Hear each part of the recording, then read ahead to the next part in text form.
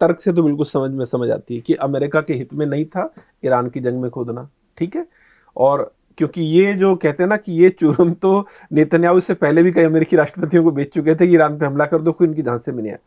अब यहाँ पर कॉन्स्पिरेसी थ्योरी की अगर हम बात करें, बहुत सारे लोग कह रहे हैं कि क्या इसमें जो एप्स्टीन फाइल है क्या उसका भी कोई एंगल है, क्योंकि लॉजिक से कहीं समझ नहीं आ रहा कि अमेरिका क्यों कूद गया ईरान की जंग में। इतने उसने अरबों डॉलर खर्च कर दिए, फजीयत हुई, अपने जो उसके मित्र राष्ट्र थे मिडल ईस्ट में उनको संकट में डाला, और वो भी तब जब उसका डायरेक्ट कोई उसमें हित नहीं था। तो इसका मतलब तो ये है कि पर्दे के पीछे कहीं ना कहीं कुछ ब्लैकमेलिंग हुई है। तो इस कॉन्स्पिरेसी थ्योरी, हालांकि फिर भी आप उस पर क्या, आप उसको किस नज़र से देखते हैं? नहीं, कॉन्स्पिरेसी थ्योरी तो है, पर उस अलग एक कॉन्स्पिरेसी थ्योरी है, सिर्फ ये नहीं है, एप्स्टीन से मतलब नहीं है। देखिए, इसमें 3 मामले हैं। एक तो ट्रम्प चाहते थे कि उनकी एक लेगेसी रहे, कि वो याद किए जाएं कि भाई जो हमारा वो, और ट्रम्प उस ज़माने के आदमी हैं कि वो नौजवान थे जब उन्होंने देखा कि हॉस्टेज क्राइसिस हो रहा है, ईरान के साथ हालात 1979 में बिगड़ रहे हैं, तो उनको वो रंजिशें याद है। आपको पता है ना, हर आदमी अपने युग का आदमी होता है, अपने ज़माने का आदमी होता है, उसको वही चीज़ें याद रहती हैं। यानी कि कि सोवियत यूनियन सुपर पावर था, हालांकि रशिया की कोई इस वक्त ताकत नहीं है, पर वो अभी भी रशिया को एक सुपर पावर की तरह, हम लोग 90s में अगर बड़े हैं तो हमारे लिए सचिन ही ग्रेट रहेगा। सचिन ही ग्रेट रहेगा हमेशा। तो वो ईरान को इस तरह से देखते थे, वो चाहते थे कि उनकी एक लेगेसी रहे। दूसरा, जैसे मैंने बताया, जूइश फंडर्स इतना प्रेशर डाल रहे थे, नेतन्याहू की तरफ से इतना प्रेशर आ रहा था। तो और तीसरा, उनको ये चूरन बेचा नेतन्याहू ने और मोसाड ने कि ईरान बहुत कमज़ोर है, बस घर पूरा सड़ चुका है, सिर्फ दरवाजे को लात मारने की जरूरत है, पूरा ढह जाएगा पूरा ढांचा, उसके बाद पब्लिक सड़कों पे आ जाएगी। ये उनको चूरन बेचा गया। और फिर ट्रम्प भी कुछ हद तक ये बोल चुके थे कि हम आ रहे हैं ईरान की पब्लिक से, हम आ रहे हैं तुम्हारी मदद के लिए। पब्लिकली कई दफ़ा उन्होंने ये कहा था जब वो प्रोटेस्ट चल रहे थे। तो ये सब एक ऐसा, और ट्रम्प चाहते हैं, वो इस टाइप के आदमी कि वो इजी विक्ट्री चाहते हैं, जैसे वेनेजुएला में मिल गई 1 घंटे के अंदर, 2 घंटे के अंदर, चलो यहाँ पे उनको बताया गया 3-4 दिन लगेंगे, उनका ठीक है। वही चूरन जो किसी तरह से पुतिन ने अपने आप को कन्विंस कर लिया था कि यूक्रेन 3 दिन में गिरेगा और 3 दिन के बाद वहाँ विक्ट्री परेड होगी कीव में। वो तो तैयार थे उस वक्त 2022 में कि 3 दिन के बाद हम लोग जाएंगे, विक्ट्री परेड करेंगे, ये लोग या तो भाग जाएंगे, ये जेलेंस्की और ये सब पकड़ के, या इनको जेल में बंद किया जाएगा, रशिया में ले जाके इनको मॉस्को में जेल में बंद करेंगे हम। तो यही चूरन को बेचा कि it will be easy victory. Jewish lobby का पैसा और प्रेशर जो इलेक्शन में चाहिए था ट्रम्प को, और फिर आने वाले इलेक्शन में रिपब्लिकन्स को चाहिए था, ये जो मिड टर्म इलेक्शन होने वाले, और ये कि बहुत आसान होगा। भाई आसान चीज़ तो ट्रम्प को बहुत पसंद है, अगर इजीली विक्ट्री मिल जाए तो। बिल्कुल, लेकिन एक अगेन जो इस पूरी कड़ी में जो चीज़ जुड़ती नहीं ना, कि यही ट्रम्प तो साल भर पहले ये दावा कर रहे थे, मैंने ये जंग रुकवा दी, मैंने वो जंग रुकवा दी, मुझे नोबेल पीस प्राइज दे दो, कि मैं तो जंग रुकवाने वाला आदमी हूं। और आखिर में उसने अमेरिका को उस जंग में उलझा दिया जहां उसका कोई स्टेक सीधे तौर पर नहीं था। तो इसमें एक प्रॉब्लम है, एक चीज़ मिस कर दी मैंने, कि ये तो बताया ही मैंने कि वो लालची आदमी हैं, वो चाहते हैं कि इजी, पर दूसरी चीज़ मैंने ये नहीं बताई आपको कि देखिए ट्रम्प जो है ना, इस टर्म में उन्होंने कोई अपने साथ एक्सपर्ट नहीं रखा है। पहली टर्म में ना बहुत एक्सपर्ट लोग थे, जैसे मैटिस डिफेंस मिनिस्टर थे, सेक्रेटरी ऑफ डिफेंस थे। तो मैटिस जो थे खुद आर्मी के जनरल थे, बहुत एक्सपीरियंस्ड आदमी थे, उनको सब पता थी बातें। पोम्पेओ फॉरेन सेक्रेटरी थे, वाइस प्रेसिडेंट भी, तो सब एक्सपीरियंस लोग थे जो ट्रम्प को कंट्रोल करके रखते थे एक तरह से। अब ट्रम्प के एक तो ये हुआ कि वो 4 साल पावर के बाहर रहे, जिसमें उनको लगा कि मेरे खिलाफ बहुत साजिशें हुई हैं, ये वो, उनको टाइम भी मिला ये सब सोचने का। दूसरा, उनके ऊपर जानलेवा कुछ हमले भी हुए।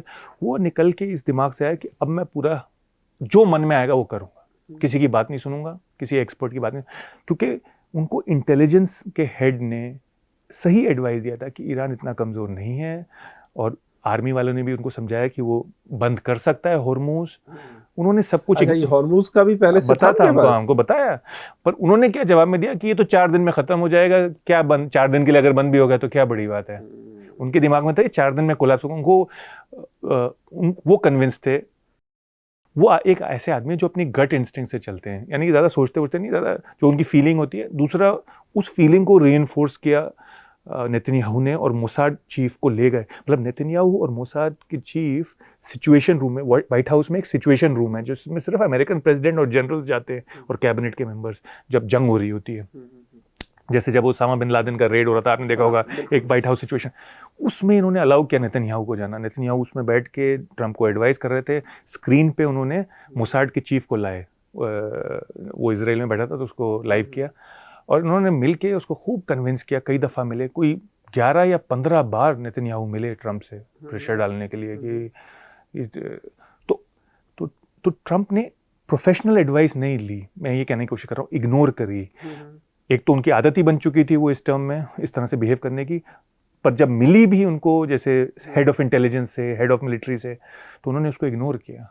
इसमें मोहसिन साहब एक एंगल क्या ईरान युद्ध में चीन का भी है, क्योंकि कुछ एक्सपर्ट्स का ये भी कहना है कि अमेरिका एक तरह से जैसे होता है ना कि अपने दुश्मन को कुछ ना कह के जो उसके छुटभैये दोस्त हैं उन पर दादागिरी दिखा के अपने दुश्मन को एक मैसेज देना, जैसे वेनेजुएला पे अटैक किया, या ईरान से चूंकि अमेरिका को लगता था ये सस्ता तेल यहाँ से लेता है, बाकी चीज़ें लेता है, इनफैक्ट चाइना ने एक डायरेक्ट ट्रेन भी ईरान के लिए चला दी थी, तो चीन को उस लिहाज से परेशान करने के लिए कि चलो ईरान और इजराइल तो कह ही रहा, तो इस लिहाज से भी उनको लगा कि चलो ईरान पर प्रेशर बनाते हैं ताकि चीन पे दबाव बनाया सके।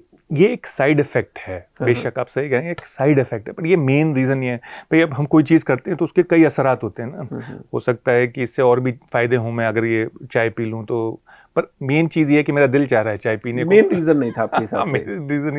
मेन रीज़न था चाय पीने को दिल चाह रहा है। अब उसके और भी कुछ फ़ायदे हो सकते हैं, तो हाँ ये हो सकता है कि एक तरह से हमने डेमोन्स्ट्रेट किया कि हमारी ये ताकत है, हम यूँ कर सकते हैं। तो वेनेजुएला का असर हुआ लोगों पे, लोग देख रहे थे कि वेनेजुएला में क्या हुआ, पर अब उल्टा हो गया। अब लोग कह रहे हैं भाई ईरान जैसे मुल्क को भी 2 महाशक्तियां मिलके, क्योंकि इजराइल भी एक तरह से रीजनल पावर तो सुपर पावर है, रीजनल मिडिल ईस्ट की सोल न्यूक्लियर पावर है, और सिर्फ न्यूक्लियर पावर नहीं है, उसके पास न्यूक्लियर ट्राइडेंट है, यानी कि उसके पास एयर लॉन्च्ड न्यूक्लियर मिसाइल है, फिर लैंड से लॉन्च्ड है और सी लॉन्च्ड भी है, यानी उसके पास न्यूक्लियर सबमरीन तो नहीं है, सबमरीन तो वही है डीजल इलेक्ट्रिक, पर उसके टॉर्पीडो ट्यूब्स को उन्होंने मॉडिफाई कर दिया है कि वहाँ से वो फायर कर सकते हैं cruise missile, nuclear cruise missiles.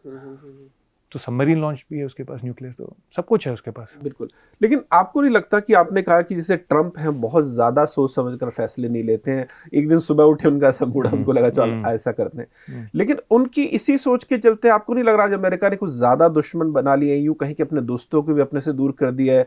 जैसे अभी जब G7 था तो ब्रिटेन के PM से नहीं मिले, बाद में उन्होंने पता चला 2 दिन बाद रिज़ाइन कर दिया।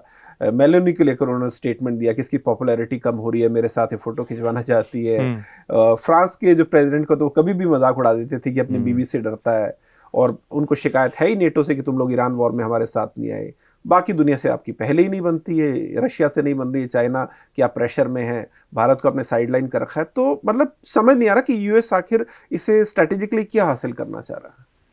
इसमें 2-3 चीज़ें आपको समझनी पड़ेंगी। एक तो ये कि ट्रंप और एक बड़ा विंग था रिपब्लिकन पार्टी का जो ये समझता था कि ये एलाइज जो हैं वो पैरासाइट की तरह है हमारे ऊपर, हमारे मस्कीटोज की तरह हैं जो हमारा खून चूस रहे हैं, और इनसे कोई फ़ायदा तो है नहीं, बस हम ही खर्च करते रहते हैं पैसा, चाहे हमारे ट्रूप जर्मनी में हो, चाहे साउथ कोरिया में हो, चाहे जापान में हो, चाहे कहीं, खर्च अमेरिका का पैसा और हथियार। कुछ हद तक सही भी है, कुछ हद तक सही भी थी, पर ऐसा नहीं कि अमेरिका को इसका फ़ायदा है, काफ़ी फ़ायदे थे, वो अलग से मैं गिनवा सकता हूँ। तो अमेरिका, और कुछ हद तक क्लिंटन के ज़माने में अमेरिका ने ही ये इनकरेज किया, अमेरिका चाहता था कि ये इनके ऊपर निर्भर हो जाए ज़्यादा।